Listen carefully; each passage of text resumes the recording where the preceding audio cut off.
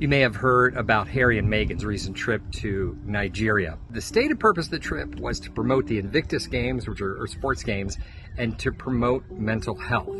I think this was a giant PR exercise. It just came off as so tone deaf, so lacking in awareness as to what was going on in the country.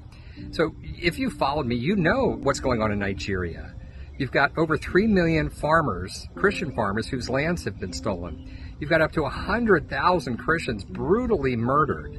And the Nigerian government never does anything. And why? Because they're aiding and abetting. It's all the work of the Islamists and the Islamists within the government that aid and abet. Now, you can't prove that in a court of law, but that's what's going on. I've done this for a long time, and you can see what's going on. And the locals, the Nigerians, all know what's going on. Nigeria is one of the worst places in the world to live as a Christian, second only probably to North Korea. But all we heard was rainbows and unicorns, and that's the tragedy.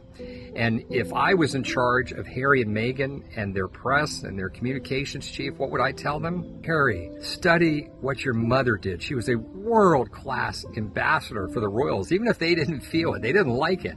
But she was a world-class ambassador for the royals. But more importantly, she was an ambassador for the war-torn, for the weary, for the oppressed.